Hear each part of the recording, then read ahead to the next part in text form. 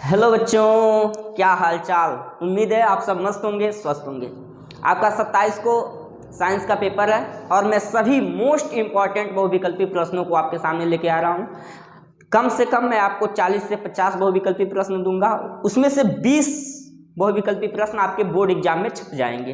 तो आइए देखते हैं। पहला सवाल है कि कोई वस्तु अवतल दर्पण के सामने अनंत पर रखी है तो उसका प्रतिबिंब बनेगा। कोई अवतल दर्पण है बाबू और कोई वस्तु कहाँ पे रखी गई है? अनंत पर। अनंत दूरी पर रखी गई वस्तु का प्रतिबिंब कहाँ बनेगा? अनंत पर, वक्रता केंद्र पर, फोकस पर या दर्पण के पीछे। तो अनंत पे रखी वस्तु का प्रतिबिंब बाबू हमेशा फोकस तल में बनता है। ठीक है, कहाँ बनता है? फोकस तल में।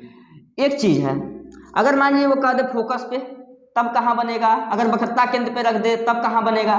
तो इसके लिए एक शॉर्ट ट्रिक देखिए, बहुत ही अच्छा शॉर्ट ट्रिक है। आप क्या करेंगे, इधर लिखेंगे AC, इधर लिखेंगे FC। इसके पहले अक्षर को पहले अक्षर से मिला दीजिए, दूसरे अक्षर को दूसरे अक्षर से मिला दीजिए। होगा क्या? अगर A को अनंत माना जाए, A को अनंत माना जाए तो अनंत पे रखी वस्तु का प्रतिबिंब कहाँ बनेगा? फोकस पे। अब फोकस पे रखी वस्तु का प्रतिबिंब कहाँ बनेगा? अनंत पे। C का मतलब होता है वक्रता केंद्र, और वक्रता केंद्र पे रखी वस्तु का प्रतिबिंब वक्रता केंद्र पर सेम होगा। ठीक है, और एक तीर इन दोनों के बीच में लगा दीजिए, यानी कि अनंत और वक्रता केंद्र के बीच में रखी वस्तु का प्रतिबिंब फोकस और वक्रता केंद्र के बीच बनेगा, और फोकस और वक्रता केंद्र के बीच रखी वस्तु का प्रतिबिंब अनंत और वक्रता केंद्र के बीच बनेगा। सिंपल, बस AC = FC याद करके जाइए। इससे अगर कोई भी सवाल पूछता है आपसे तो एग्जाम में हो जाएगा। अनंत पे रखी A से अनंत, A को अनंत मानते हैं तो A से अनंत, अनंत पे रखी वस्तु का फोकस पे, और फोकस पे रखी वस्तु का अनंत पे। वक्रता केंद्र का वक्रता केंद्र पर ही बनेगा, और अनंत और वक्रता केंद्र के बीच रखेंगे तो फोकस और वक्रता केंद्र के बीच बनेगा, और फोकस वक्रता केंद्र के बीच रखेंगे तो अनंत और वक्रता केंद्र के बीच बनेगा। इसमें कोई कंफ्यूजन नहीं। ठीक, एक छावी स्थिति भी होती है जब वस्तु को मुख्य फोकस और ध्रुव के बीच P और F के बीच रखा जाता है, उस समय कहाँ प्रतिबिंब बनता है? तो बाबू ये अवतल दर्पण की वह स्थिति होती है जब वस्तु कैसा बनता है? वस्तु का जो प्रतिबिंब होता है आभासी, सीधा और वस्तु से बड़ा बनता है। आभासी, सीधा, वस्तु से बड़ा, ये 6वीं स्थिति होती है। बाकी 5 स्थितियां आप इतना ही से AC = FC से क्लियर कर सकते हैं। इसमें कोई कंफ्यूजन नहीं होना चाहिए कि अनंत पे रहेगा तो फोकस पे, फोकस पे अनंत पे, वक्रता केंद्र है तो वक्रता केंद्र पे, और इन दोनों के बीच है तो इन दोनों के बीच, इन दोनों के बीच है तो इन दोनों के बीच बनेगा। बिल्कुल आसान है ये। आज तक आपको किसी ने नहीं बताया होगा। आगे देखिए, कह रहा है किस रंग के लिए क्रांतिक कोण का मान अधिकतम होता है? तो देखिए बाबू, क्रांतिक कोण का मान लाल रंग के लिए अधिकतम होता है। क्रांतिक कोण, एक चीज मैं लिखता हूं, क्रांतिक कोण और तरंग दैर्घ्य, तरंग दैर्घ्य, ये दो चीजें जो होती हैं, क्रांतिक कोण और तरंग दैर्घ्य, यह लाल के लिए अधिकतम होती है और बैगनी के लिए न्यूनतम होती है। बाकी इसके अतिरिक्त जैसे मान जाइए विचलन कोण हुआ, विचलन कोण हुआ, अपवर्तनांक हुआ, ठीक है, वर्ण विक्षेपण हुआ, वर्ण विक्षेपण, वर्ण विक्षेपण, उसके बाद से प्रकीर्णन हुआ, प्रकीर्णन, देख रहे हैं, विचलन कोण, अपवर्तनांक, वर्ण विक्षेपण और प्रकीर्णन, ये जो चारों चीजें हैं ना, यह बैगनी के लिए अधिकतम होती है और लाल के लिए कम होता है। क्रांतिक कोण और तरंगदैर्घ्य लाल के लिए अधिक होता है और बैगनी के लिए कम होता है, लेकिन ये चारों चीजें बैगनी के लिए अधिक होता है, लाल के लिए कम होता है। तो आप कुछ मत याद कीजिए, केवल ये याद कीजिए कि क्रांतिक कोण और तरंगदैर्घ्य के लिए लाल रंग के लिए ये दोनों अधिक होते हैं। लाल रंग का क्रांतिक कोण और तरंगदैर्घ्य क्या होता है? अधिक होता है। इतना अगर आप याद करके जाते हैं तो बाकी सारी चीजें आप वहां से कर सकते हैं तुलनात्मक। अगर क्रांतिक कोण और तरंगदैर्घ्य लाल के लिए ही अधिक है तो बैगनी के लिए कम होगा, बाकी ये सब बैगनी के लिए अधिक है तो लाल के लिए कम होगा। ठीक है, कह रहा समतल दर्पण की फोकस दूरी क्या होती है? तो बाबू समतल दर्पण की फोकस दूरी क्या होती है? अनंत होती है, क्योंकि हम उसे ऐसे गोले का कटा हुआ भाग मानते हैं ना बाबू, जिसकी वक्रता त्रिज्या ही अनंत है। तो उसकी वक्रता त्रिज्या अनंत है, वक्रता केंद्र अनंत है या वक्रता त्रिज्या अनंत है, तो उसकी फोकस दूरी भी क्या हो जाएगी? अनंत हो जाएगी। तो समतल दर्पण की फोकस दूरी क्या होती है? अनंत होती है। ये मोस्ट इंपॉर्टेंट क्वेश्चन है, हर बार पूछता है। चलिए चौथा सवाल देखते हैं। चौथा सवाल देखिए बाबू, दर्पण की वक्रता त्रिज्या r तथा फोकस दूरी में संबंध होता है। हम जानते हैं दर्पण की जो फोकस दूरी होती है वह क्या होता है? वक्रता त्रिज्या का आधा होता है। यह बराबर r/2। वक्रता त्रिज्या की आधी दूरी को फोकस दूरी कहते हैं। अगर यहाँ से हम देखें तो r बराबर कितना हो जाएगा, 2 का f में गुणा हो जाएगा तो r बराबर कितना हो जाएगा, 2f हो जाएगा। तो r बराबर 2f, ऑप्शन नंबर 1 क्या है, सही है। यानी कि दर्पण की जो वक्रता त्रिज्या होती है वह फोकस दूरी का क्या होता है, दर्पण की वक्रता त्रिज्या फोकस दूरी की 2 गुनी होती है। या ये कह ले कि दर्पण की जो फोकस दूरी होती है वो वक्रता त्रिज्या की आधी होती है। आपको ऑप्शन में f बराबर r/2 भी दे सकता है, ठीक है, और ये r बराबर 2f भी दे सकता है। आप ऐसे पक्षांतर करके लगा लेंगे, ठीक है। आप देख लेंगे ऑप्शन को ध्यान से। उसके बाद से कह रहा है कि निम्न में से दर्पण सूत्र है। दर्पण सूत्र क्या होता है बाबू, 1/f बराबर 1/v प्लस 1/u। ये हमारा क्या होता है, दर्पण सूत्र होता है 1/f बराबर 1/v प्लस 1/u, जहां f फोकस दूरी, u वस्तु की दूरी और v क्या होता है, प्रतिबिंब की दूरी है। ये माइनस वाला नहीं होता, ये लेंस का होता है। बहुत बच्चे गलती कर देते हैं, आप अंतर समझिए। प्लस 1/u प्लस 1/v ये दर्पण के लिए होता है, और यहाँ जब माइनस हो जाता है 1/v माइनस 1/u तो ये क्या होता है, लेंस का होता है। लेंस में भी गलती कभी कभी, अगर लेंस भी पूछ ले कभी कभी गलती ये करते हैं 1/u माइनस 1/v आप कर देते 1/f बराबर, ये भी गलत है। पहले 1/v होता है, उसके बाद से 1/u होता है माइनस में, क्योंकि माइनस में क्रम विनिमय नियम का पालन नहीं होता है। लेकिन ये चल सकता है, अगर 1/v इधर है प्लस का 1/u इधर है चलेगा, लेकिन ये नहीं चलेगा लेंस के लिए। समझ में आ रहा है ना। हाँ, तो ये 1/f बराबर 1/u प्लस 1/v होता है दर्पण के लिए, और लेंस के लिए पूछे तो ये, ठीक है। आगे करा, एक अवतल दर्पण की वक्रता त्रिज्या 20 सेमी है, उसकी फोकस दूरी क्या है। इसी कॉन्सेप्ट पे सवाल है, इस कॉन्सेप्ट पे वक्रता त्रिज्या 20 सेमी है तो उसकी फोकस दूरी क्या होगी।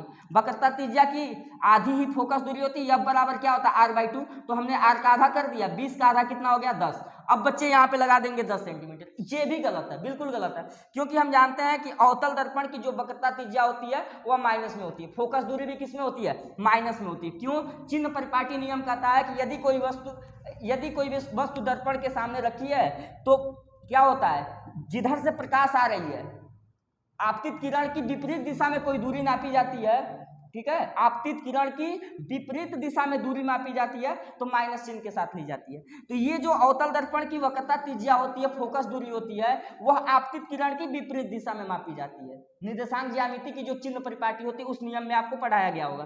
तो इसका 10 सेमी नहीं होगा, -10 सेमी होगा, ठीक है। अगर यही उत्तल दर्पण होता तो क्या लिखते हैं, +10 सेमी उसकी फोकस दूरी, क्योंकि उत्तल दर्पण की फोकस दूरी प्लस और अवतल दर्पण की फोकस दूरी माइनस होती है चिन्ह परिपाटी नियम के अनुसार, ठीक है। अगला सवाल देखिए, सातवां प्रश्न लिख रहा है, y के सापेक्ष कांच का अपवर्तनांक 3/2 है, तो कांच के सापेक्ष y का अपवर्तनांक क्या होगा। तो कांच के सापेक्ष y के सापेक्ष कांच का अपवर्तनांक 3/2 है, तो कांच के सापेक्ष y का अपवर्तनांक 2/3 होगा, उसका व्युत्क्रम होता है, ठीक है ना। तो क्या हो जाएगा, 3/2 तो 2/3 हो जाएगा। ये ऑप्शन नंबर ए हमारा क्या है, सही है। आगे देखा, निर्वात में प्रकाश की चाल कितनी होती है, तो निर्वात में प्रकाश की चाल कितना होती है, 3 × 10⁸ मीटर प्रति सेकंड। 3 × 10⁸ मीटर प्रति सेकंड निर्वात में प्रकाश की चाल होती है, ठीक है। आगे कह रहा, कांच का अपवर्तनांक अधिकतम होता है। मैंने अभी जस्ट इसके पहले मैंने ये बताया है कि अपवर्तनांक हो, प्रकीर्णन हो, वर्ण विक्षेपण हो, ये सब बैगनी रंग के लिए अधिकतम होते हैं, जबकि क्रांति कोण और तरंग दैर्घ्य, दो चीजें, क्रांति कोण और तरंग दैर्घ्य लाल के लिए अधिकतम होता है, बाकी बैगनी के लिए न्यूनतम होता है। और अपवर्तनांक, वर्ण विक्षेपण, ठीक है, प्रकीर्णन, ये सब बैगनी के लिए अधिकतम होते हैं। किसके लिए, बैगनी के लिए। यानी बैगनी हमारा सही है। कांच का अपवर्तनांक सबसे अधिक किसके लिए होता है, बैगनी रंग के लिए, ठीक है। 10वां देखिए, 10वां बोल रहा है कि निम्न में से स्नेल का नियम है। स्नेल का नियम क्या कहता है कि किन्हीं दो माध्यमों में एक ही रंग के प्रकाश के लिए आपतन कोण की जया और अपवर्तन कोण की जया का अनुपात क्या होता है, एक नियतांक होता है, वही स्नेल का नियम है। तो ये आपतन कोण की जया है, साइन का मतलब जया, तो आपतन कोण की जया और अपवर्तन कोण की जया का जो अनुपात है क्या होता है, नियतांक होता है। यानी कि sin I/sin r बराबर क्या होता है, नियतांक। ये स्नेल का नियम है। यहाँ देखेंगे sin r/sin r दिया, ये गलत है, और sin c बराबर नियतांक, ये भी गलत है ना। तो sin I/sin r नियतांक होता है, क्योंकि आपतन कोण की जया और अपवर्तन कोण की जया का अनुपात क्या होता है, नियतांक होता है, ठीक है, विभिन्न माध्यमों में एक ही रंग के प्रकाश के लिए। कह रहा, निम्न में से कौन लेंस बनाने के लिए प्रयुक्त किया जा सकता है, जल, कांच, प्लास्टिक या ये सभी। तो देखिए तीनों ही पारदर्शी माध्यम है, और पारदर्शी माध्यम को लेंस बनाने में प्रयुक्त किया जा सकता है। लेंस बनाने का तात्पर्य ये नहीं कि हम पानी को उठा के लेंस ही बना लें, कहने का तात्पर्य है कि लेंस की भांति कार्य कर सकता है कि नहीं, तो कर सकता है, तीनों कर सकता है, ये सभी होंगे। ठीक है, आगे कर रहा है अवतल लेंस एक वस्तु का प्रतिबिंब बनाता है। देखिए अवतल लेंस में वस्तु की केवल एक ही स्थिति में प्रतिबिंब बनता है, जबकि उत्तल लेंस से 6 स्थिति में प्रतिबिंब बनता है। जैसे दर्पण में जब आप जाएंगे तो दर्पण के अवतल दर्पण में 6 स्थिति में प्रतिबिंब बनता है और उत्तल दर्पण में एक स्थिति में प्रतिबिंब बनता है। उसका उल्टा यहाँ होता है कि अवतल लेंस में एक स्थिति में प्रतिबिंब बनता है, लेकिन उत्तल लेंस में 6 स्थिति में प्रतिबिंब बनता है। तो इसमें एक ही स्थिति में प्रतिबिंब बनता है और हमेशा हमेशा वस्तु जो होती है वह सीधा, आभासी और वस्तु से छोटा, हमेशा सीधा आभासी वस्तु से छोटा प्रतिबिंब बनता है। इसको आप रट लें। ठीक है, हमेशा अवतल लेंस से हमेशा सदैव सीधा आभासी वस्तु से छोटा प्रतिबिंब बनता है। ठीक है, देखिए 13वां प्रश्न कह रहा नेत्र लेंस होता है अभिसारी, अपसारी, अवतल व उत्तल, नन कोई नहीं।